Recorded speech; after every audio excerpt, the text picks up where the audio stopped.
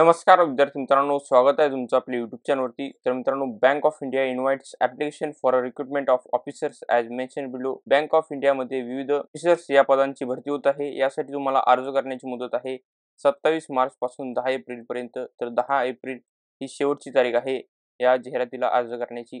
तर मित्रांनो, यामध्ये विविध पदे आहेत, तुम्ही पाहू शकतात. इथे detail of the post, vacancies and reservation त्यांनी ते चार्ट दिला आहे, तुम्ही पाहू शकतात. इथे तुम्ही नेम ऑफ पोस्ट आणि त्याचबरोबर स्ट्रीम, स्केल आणि कॅटेगरी वाईज किती पोस्ट संख्या आहेत तुम्ही पाहू शकता. त्याचबरोबर आउट ऑफ विच आणि एज किती आहे हे पदानुसार त्यांनी ती माहिती दिली आहे. तर पहिलं जे पद आहे ते आहे क्रेडिट ऑफिसर. यासाठी तुम्हाला स्केल जो असणार आहे तो MMGS सेकंडमध्ये असणार आहे. यासाठी टोटल 25 आहे. त्याचबरोबर मिनिमम जे एज आहे ते 23 आहे आणि मॅक्सिमम एज आहे 35 आहे. त्याचबरोबर मित्रांनो, पुढची जी पोस्ट आहे ती चीफ मॅनेजर इकॉनॉमिस्ट. यासाठी एक पदसंख्या आहे. रिक्त पदांची संख्या यासाठी 28 ते 45 आहे. प्रत्येक पदाला एज लिमिट आणि जे एज आहे ते पदानुसार चेंज होत आहे. मित्रांनो, तुम्ही इथे पाहू शकता. Chief manager IT database administrator यासाठी 2 रिक्त पदांची संख्या आहे. इथे 28 ते 40 पर्यंत वयोमर्यादा असणं गरजेचं आहे. त्याचबरोबर पुढची जी पोस्ट आहे chief manager IT cloud operation, chief manager IT network, IT system, त्याचबरोबर IT infra, IT info security, chief manager marketing, chief wealth manager. तसेच टोटल आपण पदांची संख्या बघितली तर 9 आहे. लॉ ऑफिसर विधी अधिकारी आहे. यासाठी एकूण 31 रिक्त पदे आहेत. त्यासाठी एज लिमिट जे असणार आहे ते 25 ते 35 इथपर्यंत असणार आहे. डाटा सायंटिस्ट यासाठी एकूण रिक्त पदांची संख्या आहे 2. यासाठी एज लिमिट जे असणार आहे ते 28 ते 37 असणार आहे. त्याचबरोबर पुढचे जे पद आहे ML OPS full stack developer, त्याचबरोबर database administrator, data quality developer, data governance expert, platform engineering expert, Linux administrator, Oracle extra data administrator, senior manager IT, senior manager IT data analyst, database, त्याचबरोबर senior manager cloud operation, त्याचबरोबर network security operation आणि system Windows solar. तर मित्रांनो, हे जे सर्व पद आहेत ते ITचे आहेत.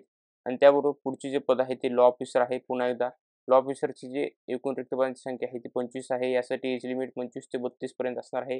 आणि त्या पुढचे पद आहे इकॉनॉमिस्ट. इकॉनॉमिस्टसाठी एक रिक्त पदांची संख्या आहे आणि टेक्निकल ॲनालिसिससाठी एक रिक्त पद आहे. यासाठी एज लिमिट आहे 21 ते 35 आणि एकूण जे पदसंख्या आहे ती 27 आहेत.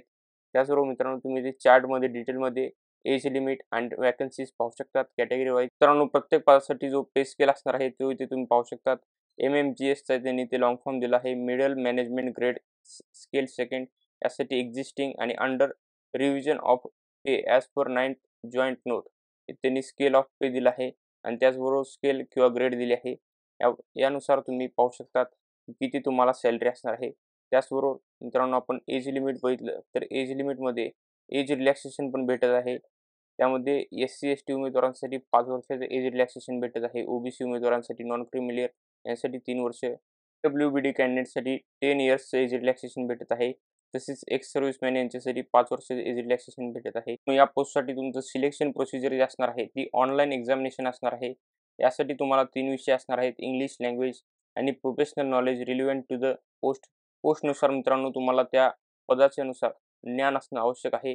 त्याचबरोबर general awareness with special reference to banking industry. Banking इंडस्ट्रीबद्दल तुम्हाला जनरल अवेअरनेस असणं गरजेचं आहे. जसं की आपण बँकिंगमध्ये बघितलं तर इकॉनॉमीमध्ये करंट अफेअर असतील तर याबद्दल तुमच्याकडे जागरूकता असणं आवश्यक आहे. आणि ड्युरेशन जे असणार आहे ते 30 मिनिट असणार आहे. इंग्लिश विषयासाठी professional knowledge relevant to the post यासाठी 60 मिनिटाचं ड्युरेशन असणार आहे. तसेच general awareness with special reference to banking industry यासाठी 30 मिनिटांचं ड्युरेशन असणार आहे. मित्रांनो, त्यांनी ते मॅक्सिमम मार्क्स म्हणलं आहे. यामध्ये मॅक्सिमम मार्क्स आपण बघितलं तर इंग्लिश लँग्वेजसाठी 25 असणार आहेत. तसेच प्रोफेशनल नॉलेजसाठी 100 मार्क्स असणार आहेत आणि जनरल अवेअरनेससाठी 25 मार्क्स असणार आहेत मॅक्सिमम. आणि क्वेश्चन नंबर त्यांनी ते दिलेला नाही. ॲप्लिकेशन फी आपण बघितलं तर कॅटेगरी वाईज तुम्हाला SC/ST PWD उमेदवारांसाठी इथे 175 असणार आहे. त्याचबरोबर जनरल अँड अदर्ससाठी 850 रुपये ॲप्लिकेशन फी असणार आहे. तुमच्याकडे बँक ऑफ इंडिया जॉईन करण्यासाठी ही सुवर्ण संधी असणार आहे. तर मित्रांनो, ही माहिती होती बँक ऑफ इंडियाच्या जाहिरातीबद्दलची. अशाच लेटेस्ट अपडेट्ससाठी व्हिडिओला लाईक करा, शेअर करा, चॅनलला सबस्क्राईब करा. धन्यवाद मित्रांनो.